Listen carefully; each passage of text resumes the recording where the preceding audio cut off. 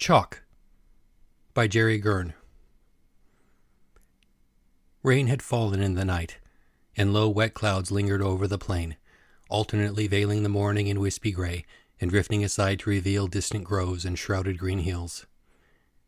Kevin hobbled along through the damp and the chill, leaning on his staff for support, his stiff knees protesting each step. He had fasted the day before to prepare for the day's work, and he had stayed up most of the night gazing into his fire, hoping for a vision that had never come. He wanted very much to go back to the village and his hut, where his young wives would bring him berries and roasted meat, and his older wives would massage his aches beside the fire until he drifted back to sleep on a pile of furs. The first cold morning of each autumn drove his aches deeper into his bones, and every stone he maneuvered into place in the great henge depleted him more than the last. From somewhere among the misty groves concealing the river, there emanated a loud creak of overburdened oak rollers. As he neared, he could hear the fog-muffled grunts of sullen oxen, the crack of an ox-hide whip, the rhythmic chants of the stone-bearers. The raft bearing the newly quarried sarsen had arrived late yesterday afternoon, and the bearers had worked until past midnight to haul it up the riverbank, then started again before dawn to begin moving it to the site. The raft would be on its way back upriver to the quarry by now, where Kevin prayed it would remain until spring. When a limb of fog blew aside, he could finally see the gray sarsen atop a sled of oak timbers cresting the long riverbank. 2 columns of oxen hauled the sled along over the oak rollers, while 4 teams of men collected the rollers from behind the sled and hurried to extend the path in front. Kevin's son Tilm was overseeing the work from atop the sarsen, cracking his whip to set a cadence and keep the sled lumbering steadily forward. Kevin was about to turn towards the site when he saw a familiar shape emerging from the ash grove upriver. The stranger, as the tribe had come to call him, had been following the stone-bearers from a distance until he spotted Kevin. His black hair and his tunic of fine-woven foreign cloth clung damp to his small body, and the pieces of stiff leather he wore under his feet squished in the wet grass as he approached. His eyes and face were both brown like roasted acorns and small like the rest of him, and they bore a nearly constant expression of deep, distant thought. "Good morning, friend," Kevin called. "Good morning," the stranger answered, his teeth glinting white when he spoke. "I'm surprised to see you here," said Kevin. "I thought you had gone." "I intended to go, but I became curious to see the place you take these stones from." "The quarry," Kevin enunciated. "The quarry. The mother's presence is strong there. I watched your men perform their rituals, and the mother yielded her stones to them willingly. I was surprised. I did not expect that." "Ah," said Kevin, not concealing the note of hope in his voice. "So perhaps our magic is not as bent and perverse as you believed." The glimmer of intrigue in the stranger's eyes faded, and he glanced again at the stone-bearers with a less approving look. "For my people, this kind of magic was not merely bent, but unnecessary." His voice was high and soft, and his speech always sounded stiff, deliberate, exertive. He had told Kevin once that his people did not communicate primarily through sound, and he clearly had a distaste for it. Kevin had once offered to give him a name, but the glimmer of offense he had seen on the stranger's face and felt rippling in a wave around him had convinced him to never make such an offer again. "But if aspects of our magic have surprised you so," Kevin said carefully, "perhaps you should reconsider your initial conclusions." The stranger glanced aside thoughtfully. "Or you should reconsider my offer. We can teach each other." Kevin gave him a tight-lipped grin. "I cannot go with you." "I could heal your bones, or in time teach you to." "That's not what I meant," said Kevin. "I'm bound to this place in ways I think you don't understand. Where will you go next? Are you returning to your home?" The stranger shook his head no, but too far and too slow, clumsily affecting the gesture by rote. "There's nothing for me here unless I bring back others. I cannot resurrect my people alone. I need to continue searching for other humans like you. The world is large, and I've only searched a sliver." Kevin nodded. "You should stay a while longer. At least let me show you the site. I am very curious to hear what you perceive there." The stranger gave an exasperated little sigh. "You want to hear what I perceive. How is the contradiction not apparent to you? You want me to describe in words an experience that can only be shared as my people shared. To communicate with noises from mouths is only fitting for animals. Perhaps, Kevin said with a shrug. But it is a skill you'll need to master if you intend to navigate the world of humans and gain their help. Come, please, let me show you the site. He turned and the stranger followed. When they had first met, the stranger had shared with him, communicating directly into his mind, an experience Kevin had found exhilarating for a second but then overwhelming. And then 4 days had passed before he saw any visions in his fire again. He had never seen the stranger harm another being, not even to eat, but there was a power here to be reckoned with. They walked again across the grassy plain as the mist slowly thinned. Through the drifting wisps, they caught the glimpses of the half-circle of standing timbers and bluestones, where the bearers were taking the new sarsen. But Kevin took his silent companion first towards what would be the end of the processional way. He watched him discreetly, eager to see his reactions when he sensed the energies of the sight. But well before they were close enough for Kevin himself to sense anything, the stranger's small dark eyes began sweeping over the wet ground before them with great interest. When they passed near one of the chalk cairns Kevin had built during his surveys of the site, the stranger stopped to pick up a pebble of chalk and examine it intently, rolling it between his thumb and finger. Then he turned in exactly the direction of the flow line the cairn marked, and with an outstretched hand traced the line's smooth inward curve towards the center of the site. I spent 3 days performing divining spells to survey that line, Kevin thought. He just traced it with a glance. Meanwhile, across the open grass, Kevin saw 24 more workers arriving near the bluestones, bearing heavy loads of tools and supplies. 6 men with bone antler shovels began building embankments for the slurry pond, while 2 went out to receive the sled, which was making quick progress towards them over the flat ground. I wondered something, said Kevin. In your travels around the world, have you ever encountered a frost giant? The stranger blinked and gave him a sideways glance. He seemed confused by the obliqueness of the question, but not to suspect that it was deliberate. So much power, Kevin thought. He's never had to develop guile. Kevin continued before there was any answer. There are still some frost giants in the far north, in the places that are always frozen even in summer. Monstrous beasts. They look like brawny, outsized men, but a man's face only comes up to their chests. Even their females tower over us. And they're such hardy brutes. They rush into icy water to haul in seals they've clubbed, trudge through winter storms in the lightest of furs. Do you remember the mammoth skeleton I showed you in the ice cave? When there were mammoths on these plains, the frost giants hunted them with stabbing spears. Can you imagine a man able to get close enough to an enraged animal that size to stab it to death? And strong enough to drive a flint spearhead through a hide as thick as 5 reindeer hides? Terrifying. The stranger shook his head, squishing along through the wet grass, panning his gaze over the ground in front of them, still looking puzzled at the change of topic. I have never seen such a creature. You should seek them out sometime, said Kevin. When my people first came to this land 100 generations ago, there were clans of frost giants everywhere. This place was very different then, much colder. Most years, some spring snow was still on the ground when the autumn snows began to fall. And we were different then, too. Smaller and darker from all the sun in the south. Now that I think about it, I suppose we looked a lot like you. The stranger's small eyes narrowed skeptically. Are these things you saw in your fire, or things your goddess told you? I've seen these things in my fire, heard them in the sung histories, and experienced them firsthand through Oma. She was part of this land long before any of us, even before the frost giants. This was met with a scowl that could have been either skepticism or disapproval. Kevin continued, When we saw those giants, we knew we'd never survive against them. Oma had spent 1,000 generations adapting them to this land, crafting them to master it. They were part of this land, with their blood in its soil and its soil in their blood. And we were small, frightened, half-starved strangers, shivering even in heavy furs. But we knew we'd last longer against the giants than against the famines in the place we'd left. So we dug in. We stayed. They reached the chalk embankment of the processional way. The path was arrow straight, recessed into the ground and covered with white chalk gravel. As soon as the stranger stepped down the embankment, he looked east, then west, then up into the wet gray sky, still rolling his chalk pebble between his fingers. You're aligning this construction with the solstices, he declared. Yes, Kevin had to force the response from his mouth. Was he just looking at the stars? This trench aligns to the solstice perfectly. It was actually here when my people arrived.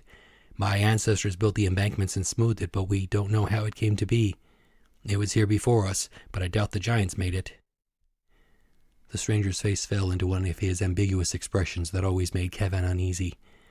He turned around slowly, surveying the ground around him, and said, "No, they certainly didn't." Kevin waited, hoping for more explanation, but the stranger only gazed pensively towards the distant workers in the bluestones. The sled, meanwhile, had reached the henge site and was now enveloped in activity as the men unyoked oxen, blocked oak rollers in place, and untied stout grass ropes. One man broke away and sprinted up the processional way towards the two of them. He stopped a few yards away, his feet crunching in the chalk gravel. "Merlin," he said with his head bowed, "the stone is ready for you." "Is the slurry ready?" Kevin asked. "We can't prepare it until you're ready to place the stone." "Then prepare it." "Yes, Merlin." With that, he turned away, gestured to his comrades awaiting his answer, and sprinted back to them. Through the entire brief exchange, he avoided ever looking directly at the stranger. Kevin drew a deep breath, calming and steadying himself for the effort ahead. He tapped his staff on the chalk gravel and proceeded along the processional way. The stranger came to his side. "I should be clearing my mind and meditating to prepare," he thought, "but he needs to understand this. Oh, ma, help me." "It took us some time to understand," he continued the story, recovering smoothly from the interruption, "that the frost giants had learned everything they needed to master this land, and nothing more. They hunted and tracked, but didn't trap or domesticate. They gathered, but didn't plant. There was no guile in their hunting. Their only method was to approach prey quietly and then charge at it. They didn't have the cunning to lure animals with salt rocks or to flush them into pitfalls or bogs or spearing alleys. And they used those short, sturdy stabbing spears because they couldn't throw, at least not in any controlled way. Sometimes they'd pick up one of our spears and try to imitate throwing, but they didn't seem to be able to foresee the spear's path the way humans do when we throw. That spear might as well have been in a bear's paw." The stranger listened in silence without reaction. "The giants could speak, but their language was very simple and immediate because their thoughts were simple and immediate. They didn't have it within them to devise a complex plan, explain it, and coordinate 20 men to it. That's why their hunting methods were simple and their hunting parties had to be small. Their tribes were small as well, just clans really. They could beat us easily 1 against 1, but we could attack their camps of 10 with 50 men working in practiced coordination. We could send a small group in to attack and quickly withdraw, to lure them to ground of our choosing. A dozen massive brutes couldn't do much stuck in a bog with 50 of us raining spears on them, even if we were shivering. In time," he gestured expansively around them, "this land was ours. The frost giants that remain are mostly hermits. The clans live in the coldest places they can find, places humans won't bother taking from them. Now that the mammoths are gone, they hunt walruses and seals. They'll trade a pile of ivory for 1 copper axe head. Once in a while, the herdsmen in the north will catch a hungry one trying to pilfer reindeer, but a few arrows will drive them right off." Ahead, the bearers and the builders were assembled, silently awaiting their Merlin's arrival. Some glanced uneasily at his companion, others with great interest. When they were still just outside the others' hearing, the stranger finally spoke. "I think I understand now what these creatures are that you're describing. They are the Mother's early efforts. They, and you humans above them, are steps in her gradual progress towards creating beings of true awareness. My kind. Maybe you understood more of this than I realized. My kind arose from the human pool, from rare, magically capable humans like yourself. We evolved from you. My kind are to humans what humans are to those giants." "Yes," Kevin thought. "I do understand more than you realize. There's much truth in what you have said, but I believe you've missed something significant in the story, something that your kind actually has in common with the giants. Despite your seeming, on first contact, clearly superior to humans, you have both been driven near to extinction by humans." The stranger drew up and scowled. "The point of your story is that my people are like those frost giants. A mistake on the Mother's part? Unfit to survive?" "No, my friend," Kevin answered, putting a hand on his shoulder. "The point of my story is that you should stay here with us and not leave. Come in close with me. I want you to see every part of this." The builders parted as Kevin approached, knowing not to speak to him as he was preparing to move a stone. The sled sat on the edge of a rectangular pit that cut through several feet of topsoil and into the hard chalk below. The walls were reinforced with poles, and the white bottom had been chiseled to receive the bottom of the sarsen. Across the pit from the sled was an embanked slurry pond lined with a pair of aurochs hides, in which 2 men were stirring a thick mixture of kiln chalk and clay with water, sand, and river gravel. Several baskets of stone shards were ready all around. A builder handed Kevin a basket with dried blooms preserved from spring. He scooped up 2 handfuls, held them over his nose, and breathed deep the sense of renewal and fertility as he said his silent prayer to Oma. Then he tossed both handfuls into the pit, where the fluttering petals scattered over the white chalk bottom. On his command, the dam was pulled from the slurry pond, and a stream of viscous gray tumbled down and slapped the bottom of the pit, covering it several inches deep, reuniting chalk with chalk. The workers quickly scraped the remaining slurry from the pond until the aurochs hides were bare. Kevin turned towards the sled, and several sets of arms converged to help him onto the skid, the platform, the 2 steps beside the sarsen, and finally onto the surface of the waiting sarsen itself. He went to the bottom end and looked down into the pit and the setting slurry, then backed away to stand over the center of the sarsen's mass. The builders watched him in reverent silence. Kevin closed his eyes, and there was no sound but the breeze and his heartbeat. He lifted his staff and tapped on the sarsen under his feet, listening to the ring of the stone. There was a time when he had needed to prepare for this with lengthy rituals and incantations, but now he needed only to clear his mind and open his senses to the energy that flowed and eddied all around him. He tapped the stone again, harder, and felt a response under his feet and in his staff hand. The bearers had indeed performed the quarry rituals correctly, and this stone had been given willingly by Oma and guided here for her sacred purpose. He tapped again and again, rhythmically, until the ringing of the stone and the beat of his heart came into harmony. There was a deep and powerful eddy in front of him, beneath the pit he had so carefully surveyed, and he reached out to it, offering himself as a conduit, inviting it to enter the zone beneath him. Soon bright energy permeated him, and the tiny crystals within the stone glowed and scintillated. He focused on the pit, showing the stone where it could stand in the heart of the welcoming vortex, to rejoin the mother in the place she had chosen for it. A long creak emanated from the oak timbers beneath him. A breathy sound of awe rose from all around, even from men who had seen this before. The flat stone face he was standing on tipped forward, and he stepped back towards the top of the sarsen as it rose behind him. Once the sarsen was nearly vertical, he knelt down and placed one hand flat on top. With his eyes still closed, he extended his awareness outward, letting the stone sense through him the direction to orient itself, to allow its carved faces to direct and receive the energy flowing around it. When he felt the turning stop and the stone striding to settle, he opened his eyes. 3 man-heights below, the builders crowded around the pit with baskets of stone shards ready, and at his gesture poured them into the gap around the sarsen. When they were finished, he slowly released the stone, withdrawing from it, letting its weight settle onto the chalk. For a moment he lingered atop the sarsen, swooning from the exertion, but letting it appear to the men below that he was just still deep in concentration. But he knew the stranger would not be fooled, and that thought prodded him back to his feet. A cheer went up from the builders. Soon a ladder appeared beside him, and he was back on the ground, leaning on his staff amid much noise and jostling. But he was too tired for noise or jostling. So he stood up straight and tall, not like a sleepy old man, but like a proper Merlin, and rapped his staff loudly 3 times against the newly standing stone. "I have work to do here," he announced into the sudden silence. "I will require focus and quiet. Our guest and I need to be alone." There were mutters of "Yes, Merlin," and some uneasy looks, but no hesitation. Men rushed about gathering baskets, tools, and hides.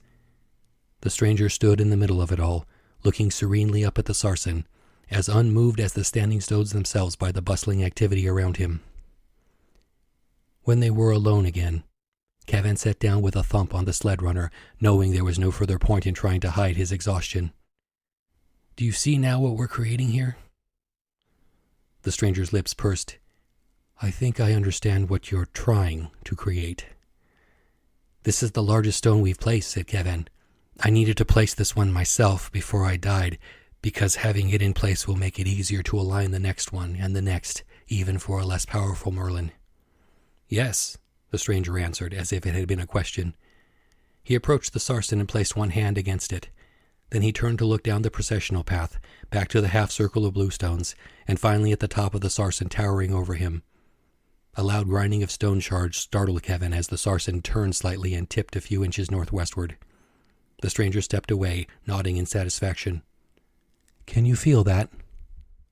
For a moment, Kevin could only stare open-mouthed, but he closed his eyes and reopened his awareness to the energies flowing around him. "It flows more smoothly." The stranger turned slowly around, surveying the site once again with a gaze Kevin knew saw so much more than he ever could. "I'm not certain that you actually understand what you're constructing here." Kevin's face fell. "Do you know what this is?" the stranger asked, holding up the chalk pebble he'd collected. His nut-brown thumb and forefinger were white with its dust. "It's chalk," Kevin answered. "Chalk," the stranger mimicked, looking dismayed. "This is why my people gave up communicating through speech. Chalk. That's just a noise you make with your mouth to indicate you're thinking about this stuff. But do you know what it is?" Kevin shook his head. The stranger looked aside, searching for words. "I believe you would call it skeletons. Every particle of this chalk is the skeleton of a sea animal too small to see. This entire plain and this land for some distance around it appear to have been the bottom of a sea once. This place has been forming since long before any of us existed. It formed your Oma. She formed the giants. And now she's driving you like oxen to build this thing you're building." He tossed the chalk pebble aside and brushed the white dust from his fingers. "What you don't understand is that you're not bound to this place. You are not one of these dim brutes, any more than you're one of those frost giants. You are much closer to my kind than to them, and you could experience so much more than this." Kevin watched the thrown pebble skitter away over the chalk gravel, skeletons bouncing on skeletons. "May I finish that story?" he asked. "About the frost giants, I mean." He pushed himself to his feet and did not wait for an answer. "For many generations we shared this land with the giants, and occasionally they would take some of our women. Some of the women survived and returned to their clans with half-giants in their bellies, and some of those survived the birthing. It was our custom in those days that even if a woman chose to give her infant to the ravens, any other woman who would suckle it could make it hers and bring it into the tribe. The traits mixed however Oma decreed, and a few babies turned out almost as strong and sturdy as a giant, almost as intelligent as a human. Those crossbred babies became our finest hunters and fighters, even able to hold their ground against a giant. And they took wives. Those traces of giant blood in us are how we adapted to this land as quickly as we did. The frost giants were not a failure, and Oma did not discard them like some 1,000-generation-long mistake. She combined the best parts of them with what she had crafted in other lands. This is how she alters her children over time. She created your race from the same stock she created humans and giants. And perhaps she will try again. You could be the start of that, here." As the stranger started to gather his meaning, his expression turned to disdain. "You want me to copulate with your women?" "I want you to do far more than that," said Kevin. "I've used my magic to sustain this body for 60 years. That's nearly 3 human lifetimes. But I'm near my limit. My people will need a new Merlin soon." The stranger shook his head. "No, I cannot." "What do you think any other of your kind would do if they were alone like you and could rule over humans? You told me before that your people kept humans as servants." "For labor and pleasure, not miscegenation. We controlled our bloodlines." "And where are those bloodlines now?" Kevin asked. "You said before it was your people's own complacency that allowed their slaves to annihilate them, and you are going to follow their same principles into the same grave? You're wandering the planet looking for humans with magic in their blood, and you could stay here and put that magic into your tribe's blood. Be our new Merlin. Take a wife. Take a dozen wives. Make a home for yourself here. We can spend the rest of my life teaching one another." But the stranger only shook his head, his look of disdain never fading. "This is not my place," he said, his voice low and bitter. Then suddenly he looked at the Sarsen, glaring at it in a way that Kevin made him afraid of what he might do next. But he only shuddered, turned again, and walked away. "I should not wait until tomorrow to leave this place. Your magic is not bent, I see that now. But it will bend me if I remain immersed in it." Kevin watched in dismay as the stranger turned east and headed back down the processional path, feet crunching in the chalk gravel. "Don't go," he thought, without allowing the words to reach his mouth. Instead, he only called to the retreating figure, "May I ask you one thing before you go?" What do you see when you look into the future? Foretelling is bent magic, the stranger answered without stopping or looking back. And the revelations of bent magic are lies. You know that. But what if you fail? Kevin shouted, his voice breaking. What if you search the world and never find the magicians you need, or none will come with you? Then what legacy will your people have, besides the scorched city in the desert? All their knowledge will be lost. Their lineage will be lost. They will be a mistake that Oma discarded. The retreating shape broke stride. Kevin felt a glimmer of hope that he might turn around, even if only to rage at him. But the eastward stride resumed. Kevin watched him all the way to the end of the processional way. He sighed. His work for the day was done now, and he could go back to the village to where his hut, his fire, and his wives awaited him. But he hesitated, thinking about the fire. What visions might it have to show him, now that his intended successor was gone? Foretellings aren't bent magic or lies, he thought to the small, distant figure disappearing over the grassy roll of the land. Visions change because the future is mutable. That's the only way it's different from the past. In some of his visions, he had seen a vast complex of stone circles and polished standing stones here, a magical nexus to which kings and sorcerers would make cross-continent pilgrimages to hear the council of oracles and to offer their seed to priestesses. In other visions, livestock grazed between fallen weathered sarsens, and passing herdsmen muttered to one another idly about who might have built this crumbling Stonehenge. But he pushed that thought aside and turned toward the village. A Merlin could not indulge in hopelessness. Whatever visions his fire might show him, whatever today's future was, it was mutable. And he still had a few winters left in him. The end. Hey everybody, I hope you enjoyed listening to my reading of Chalk. Chalk is a story that I had wanted to write for many years, because when I was a teenager and in college, I was absolutely fascinated with Stonehenge and the other Neolithic ruins of Britain. It's interesting to read about the geometry of them and how they align with the stars and the moon and the solstices and other astronomical events. You gather it was an observatory. It probably had some pagan religious significance. But the really fascinating thing about it to me was what on earth motivated people to do this when their daily lives were so hard and they had to work so hard just to not die and not starve. You know, you'd think they go relax and enjoy their free time. Instead, they said, no, we're going to precision cut giant slabs of stone with nothing but rock and bone and wood to work with and put them on rafts and drag them around hundreds of miles and set them up. And what would motivate them? Whatever they thought they were accomplishing by building something like Stonehenge, it was immensely important to them. Even if the magic they believed in wasn't real, they were awfully convinced of themselves to do something like that. So I wanted to write a story about Stonehenge, but, you know, you can't write a story about a bunch of sweaty guys just doing their job, dragging stones around. You know, you need some sort of character, some sort of intrigue going on there. So I just didn't write the story for a long time. But then when I wrote my novel, No Moon to Pray To, and the nameless stranger showed up in my head, and he's an important character in that novel, I realized, oh, he would go visit Stonehenge. He would sense sorcerers mucking about in a magically important place, and he would go check it out, see what's going on there, see what they were up to and who he could recruit. So, finally I had a story that I could write at Stonehenge, so here it is. So if you're curious to know a little more about the nameless stranger and you want to read up on his zany adventures, you can check out No Moon to Pray To. That's on Amazon. The link's in the description.